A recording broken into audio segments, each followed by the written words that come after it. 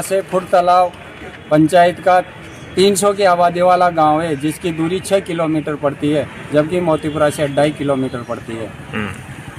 और 7वां बिंदु है, वन विभाग रामगढ़ विजदारी अभयारण्य की वजह से लोहारपुरा में सघन आबादी का गांव है, जहां पर आबादी की भी पर्याप्त भूमि नहीं है। वहाँ पंचायत और पंचायत के लिए जो अन्य विभाग होते हैं उनके लिए भविष्य में कोई जगह नहीं है, जबकि ग्राम मोतीपुरा में 16 बीघा तो आबादी की भूमि सुरक्षित है, उसके अलावा सिवाय चक भूमि भी खाली पड़ी हुई है। मोतीपुरा में बांध इरिगेशन विभाग का एक बांध भी बना हुआ है, मोतीपुरा के नाम से बांध है। और वोटर्स की संख्या के आधार पर लोहारपुरा जो एक बूथ है, मानक चौक और लोहारपुरा एक बूथ है जिसमें 1100 वोटर्स है, जबकि मोतीपुरा में सबलपुरा और मोतीपुरा 2 बूथ आते हैं, उनकी आबादी है 2100 की है। 2 बूथ आते हैं और गांव में 6।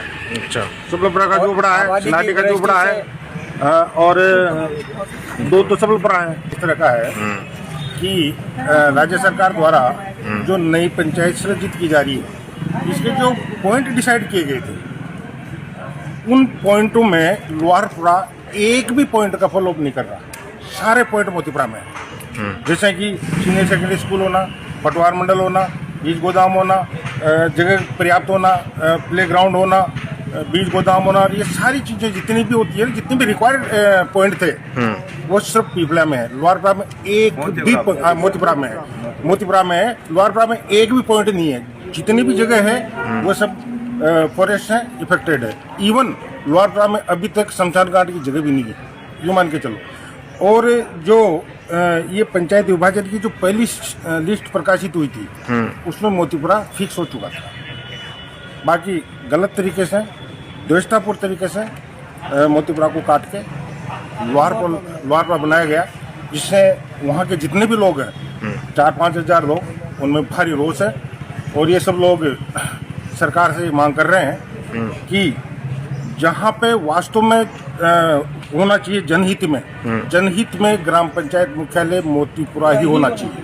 तो सरकार के द्वारा प्रस्ताव भी बना के मांगे गए थे, तो प्रस्ताव के आधार पे तो पंचायत तो बनाई होगी लोहारपुरा को। प्रस्ताव के आधार, हमारी तो लिस्ट में नाम आ गया था ना, हम तो कॉन्फिडेंस में आ गए थे ना, हमारा तो लिस्ट में नाम ही आ गया था और प्रस्ताव मोतीपुरा बना के दिया था। इसी के बदौलत जो लिस्ट जारी हुई थी। लोहारपुरा कैसे पंचायत होगी फिर? लोहारपुरा, अब ये तो क्या है कि अंडरग्राउंड क्या हुआ और क्या दिया हुआ हमें पता नहीं है। कहीं ना कहीं गलत इंफॉर्मेशन दे दी गई, वास्तविकता की एनालिसिस नहीं की गई।